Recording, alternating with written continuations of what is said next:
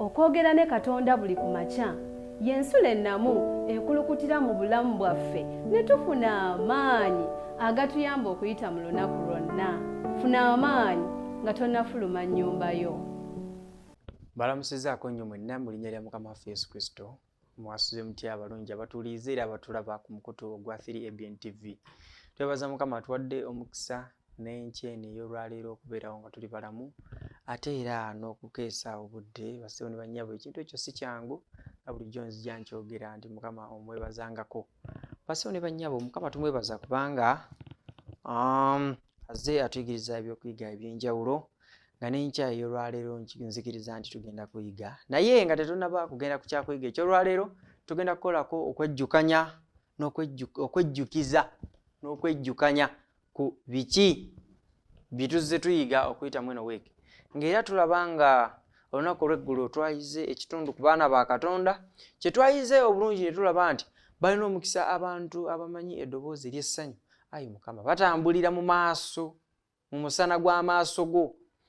Basanyukira erinnya lyo okuzibya obudde era bakulumiza mu butuukirivu bwo.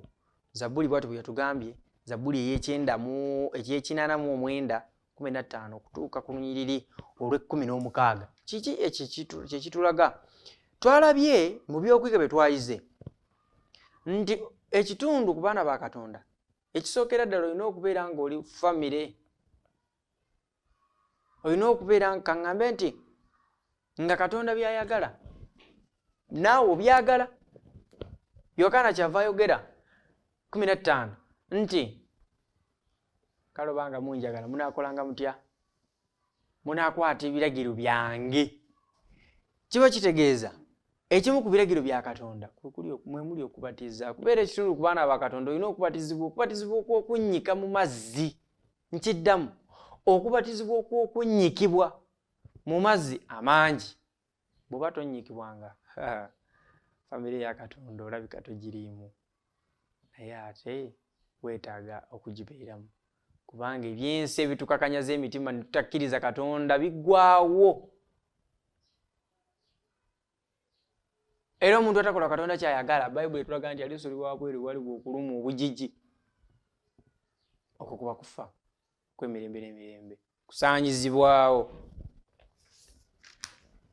Twalabye nti Mukama nsanyukira mu kumanya nti wankolera ekkubo ery'okubeera ekitundu ku baana bo emirembe gyonna. Weebale olw'okumpa ekirabo ekitansaanira. Twalabye nti ekirabo Mukama Katonda kye yatuwa kwe kutufiirira ku musaalaba eggologoosa. Bassebo ne bannyabo, olunaku olwaleero tugenda kuyiga ekyokuyiga ekiriko omutwe ogugamba nti okunoonya okwenenya. Okunoonya okwenenya. Katwebaze. Ayi Mukama Katonda waffe, ekisa kyo kirungi nnyo gye tuli. Ogulumizibwe otenderezebwe oweebwe ekitiibwa kubanga osaanidde. Ne kaakano nga tuzze mu maaso g'okuyiga tuyigirize mu Yesu Kristo Mukama waffe. Amiina.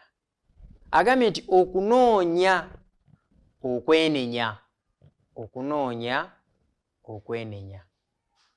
Olunyiriri okujjukira luvudde mu Zabbuli ey'ekyenda okuviira ddala ku lunyiriri olw'13 okutuukira ddala ku lunyiriri olw'14 nga lugamba bwe luti. Okomewo, ayi Mukama, olituusaawa era wejjuse mu bigambo eby'abaddu bo.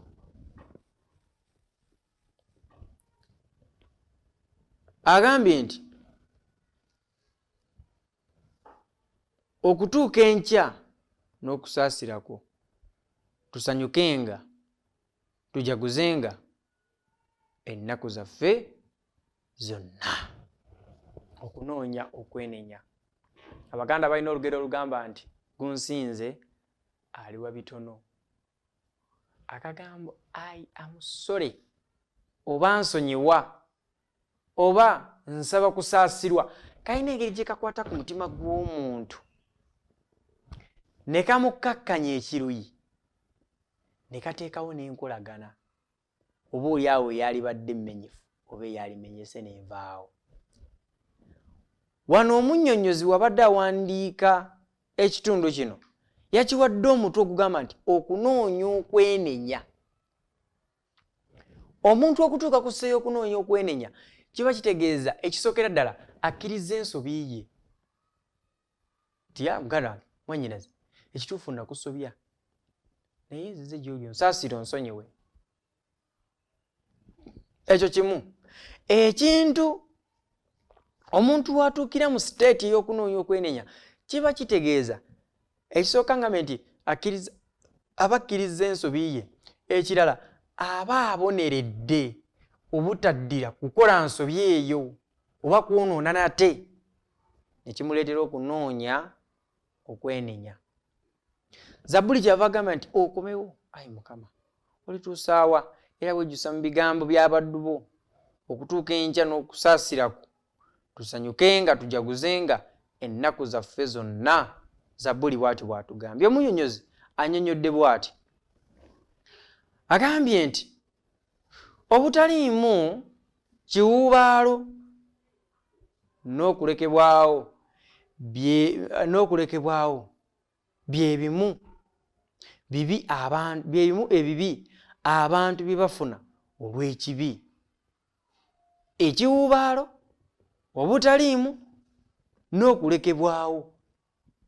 Obadde okimanyi nti oluusi buli lw'osobya, buli lw'okola ensobi abantu bakwetamwa,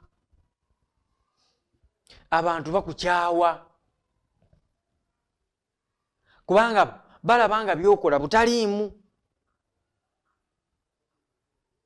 Olekebwawo era owuubaala. Obulamu bw'okubeera weka Bayibuli nayo kyo kyeva ekikola nti kyeyava yakikola ne Katonda n'akikola nti Katonda n'alaba nga si kirungi omuntu okukola atya okubeera yekka n'amukolera omubeezi amusaanira, naye ate ng'osoose n'okijja eyo mu byamaka n'obufumbo eby'okubeera n'omubeezi akusaanira. Bayibuli wano nawo tukiraba nti omuntu bw'abeera n'abantu oluusi tabeera nnyo na kiwuubaalo kubanga ekimunyigiriza alina gw'asobola okukigambako, n'ekyeyeetaaga alina gw'asobola okukisaba mu buliwo awo mu fizikale, alina gw'asobola ogawo munaye buno nsonga bweti ne bweti. Ekiwuubaalo tewaba n'okulekebwawo. Omuntu singa oba olekeddwa mu kifo ekikambwe ng'ensonga ekolesezaawo lwa kibi ky'okoze ate nga toyagala kukyenenyeza, nakyo kiruma ate kikosa obulamu bwaffe. Kitegeeza ki? Tusaanye okunoonya okwenenya eri bantu bannaffe be tusobya, okwenenya eri Katonda waffe kennyini. Kyava ayogera n'agamba bw'ati mu Zabbuli ey'ekyenda, Musa yalaga engeri Abayisirayiri gye baasooka okumanya Katonda ng'ekifo kyabwe eky'okutuulamu bw'osoma 9 olusooka. Naye nga baayonoona ku Mukama. Musa yategeera nti obusungu bwa Katonda bwali bwamazeewo, nga kati anoonya Katonda n'omutima ogw'okwenenyeza lw'abantu. Waliwo ekiseera kituuka oba mukulembeze ng'abantu bwe basobya olina okwenenyeza Katonda nga Mukama gunsinze. Musa kye yakola yagenda okulaba nga tekijja kusoboka ne yeenenya ku lw'abaana ba Isirayiri kubanga baayonoona mu maaso ga Katonda. Abantu abaatuuka ne ku sserikola ennyana ne baliyita Katonda, tomanyi kye kitegeeza basewo ne bannyabo kubeera ng'oyambye omuntu naye ate n'akulaga nti kaŋŋambe nti obuyinja naaba ng'abuwa muntu mulala atalina nakyakoze,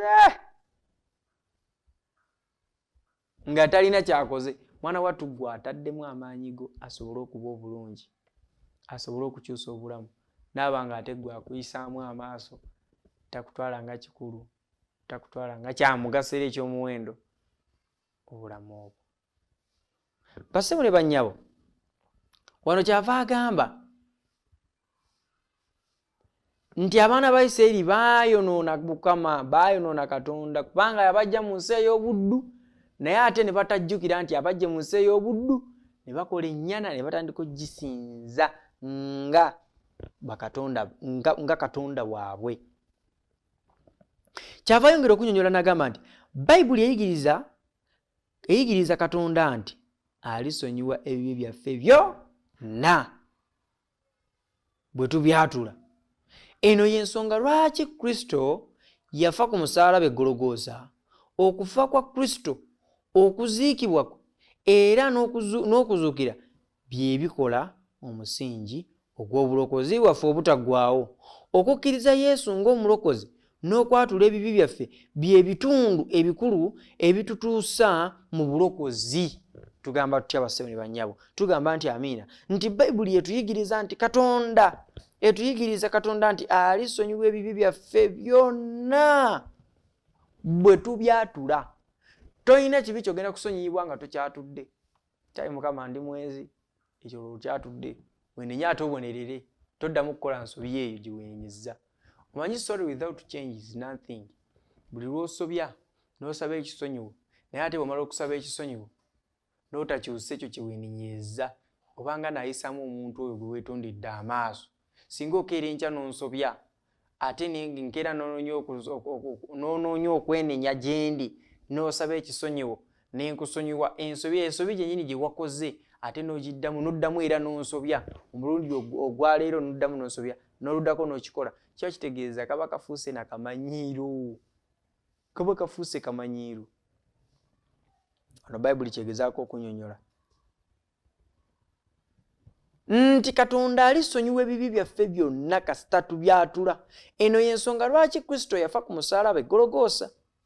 Okufa kwa Kristo, okuziikibwa kwe n'okuzuukira kwe bye bikola omusingi ogw'obulokozi bwaffe obutaggwaawo.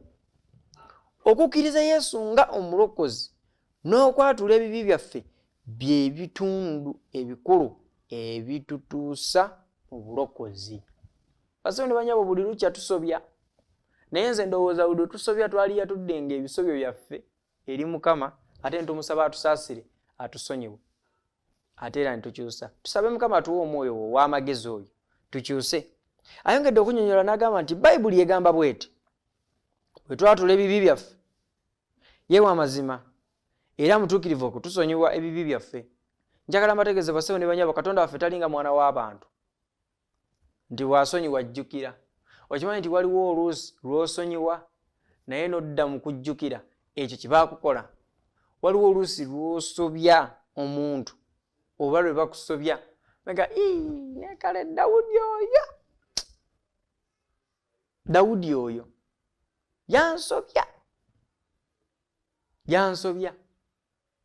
yansobeza ddala. Ninga moto yakwetondera ne kikubeerera kizibu okwerabira n'okusonyiira ddala ku mutima gwo olw'okubanga yakusobya. Bayibuli ono kyegamba nti Katonda waffe ye wa mazima, talinga mwana wa muntu nti asonyiwa ate n'ajjukira. Bw'asonyiwa kasita ova ku kibi ky'omwenenyereza akusonyiira ddala era n'ofuna obulamu obutaggwaawo. Kyava nnyonnyola n'agamba nti Bayibuli egamba nti bwe twatula ebibi byaffe ye wa mazima era mutuukirivu okutusonyiwa ebibi byaffe n'okutunaazaako byonna ebitali bya butuukirivu. Bassebo ne bannyabo, omuntu alina amaanyi agatunaazaako ebitali bya butuukirivu byonna ali omu ye Kristo Yesu.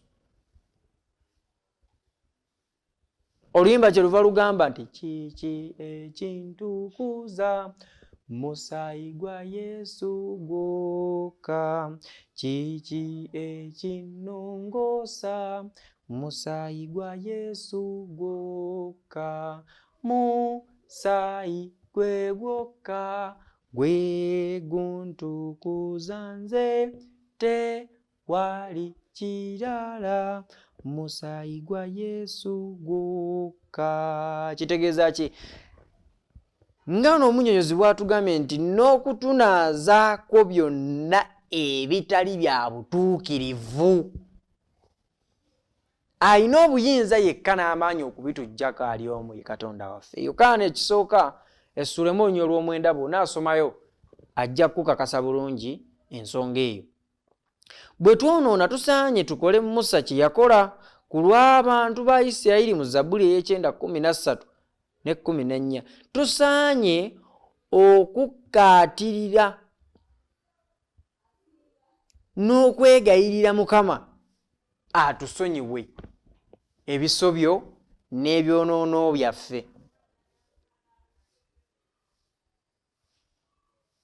Bw'atyo Zabbuli bwe yatunnyonnyodde ey'ekyenda 13 ne 14 annyonnyola bw'ati: ebiva mu kusigala mu mbeera ey'obutasonyiyibwa kibe bya muwendo mungi nnyo. Kankiddemu. Ebiva mu kusigala mu mbeera ey'obutasonyiyibwa kibe bya muwendo omungi ennyo. Eri abatakkiriza omuwendo gwakwawulibwa ku Katonda emirembe gyonna okugenda mu ggeyeena. Eri omukkiriza ebibi ebitayatuddwa bireetawo okutaataagana mu nkolagana ne Katonda. Basawo ne bannyabo, Mukama atumanyi okuviira ddala ku ntandikwa okutuuka ku ki? Okutuuka wano we tuli, okuva lwe wazaalibwa. Bingi nnyo ebizibu, bingi nnyo ddala, era bingi nnyo nnyini ebizibu n'ebyonoono n'ebibi bye tukola mu maaso ga Katonda waffe, naye ate ekibi we kiri ne tuteenenyezaako ddala. Bassebo ne bannyabo, ekibi ekitayatuddwa kitaataaganya enkolagana yaffe ne Katonda. Kitegeeza ki? Bwe tuba twagala okubeera n'enkolagana ennungi ne Katonda waffe, kye tusaanye okukola kiri kimu. Tusaanye okweweerayo ddala n'okusaba ennyo Katonda tusobole okukola ki? Tusobole okubeera n'enkolagana ennungi ne Katonda waffe. Agambye nti essaala tezaanukulwa okutuusa ng'okwatula ekibi kukoleddwa eri Katonda. Bassebo ne bannyabo, essaala ey'okusonyiyibwa tekola okutuukira ddala ng'oyatudde ensonga ekusabisa okusonyiyibwa oba okusaasirwa. Kiringanga bw'obeera okoze omusango ku ssomero n'ogenda bugenzi ew'omusomesa n'omugamba, musomesa nsaba kunsonyiwa, naye n'otamugamba nsonga lwaki alina okukusonyiwa. Mu butuufu takusonyiwa. Okwatula kabonero akalaga nti mu mutima omenyese, olumiziddwa olw'ekyo gwe ky'okoze ekitali kituufu. Kabonero akalaga nti oboneredde mu mutima.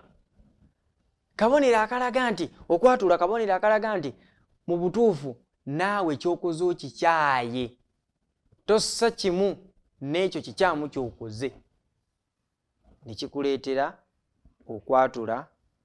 Bw'onaamaliza okwatula n'osaba essaala, Mukama wa mazima ate era wa bwenkanya ajja kukusonyiwa.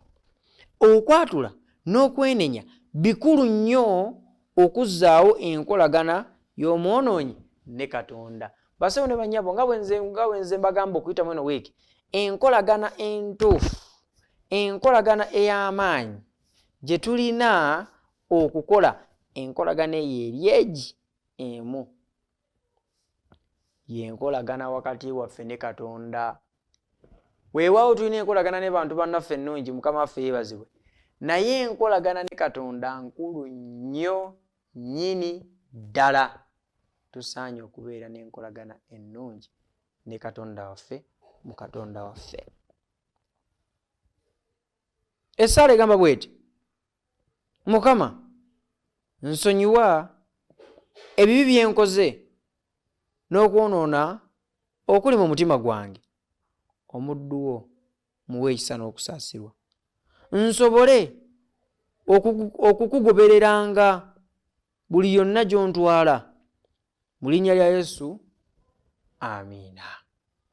Amiina. Nange essaala gye nkusabira muganda wange mwannyinaze enkya eno ey'olwaleero, nti Mukama asonyiwe ebibi by'okoze, nga bwakusonyiwanga nange bwansonyiwa. Tusobole ffenna okubeera n'enkolagana ennungi wakati waffe ne Katonda waffe. kyava agamba nti okwonoona okuli mu mutima gwaffe kungi nga bwe nabagambye nti kungulu tulabika kirala ne munda mu mitima gyaffe tulabika kirala emitima gyaffe kigyogera kirala naye ate omutima kyegwogera kirala ne kungulu physical appearance yaffe kyeyogera kirala. Mukama atuyambe tutereeze atukyuse tubeere bajjuvu tubeere n'okukyuka okujjuvu mu mitima gyaffe ne kungulu. Bagambye nti buli yonna gy'ontwala mu linnya lya Yesu, amiina. Yonna Mukama gy'atutwala mu linnya lye tunaagoberera mu Mukama waffe yonna alyoka atuwe okusaasirwa.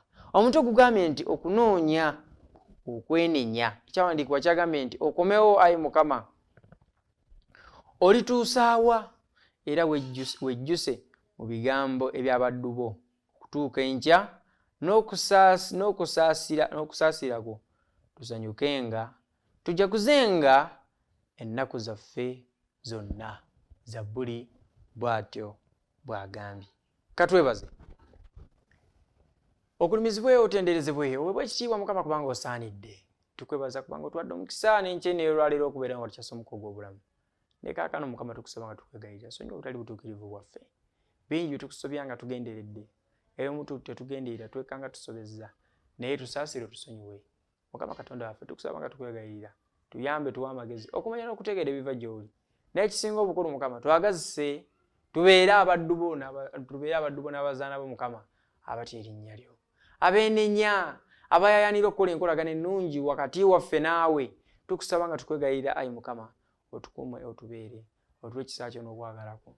N'ekisinga obukulu otuuse awawakanirwa kwe kusaba kwange n'okwegayirira okuyita mu linnya eddungi ery'omwana wo Yesu Kristo Mukama waffe. Amiina. Amiina. Mbaagaliza emikisa gya Katonda, mbaagaliza okwagala kwa Katonda, mbaagaliza ebirungi okuyita mu lunaku. Musibe bulungi, mweraba. Okwogera ne Katonda buli ku makya y'ensula ennamu ekulukutira mu bulamu bwaffe ne tufuna amaanyi agatuyamba okuyita mu lunaku lwonna. Funa amaanyi nga tonnafuluma nnyumba yo.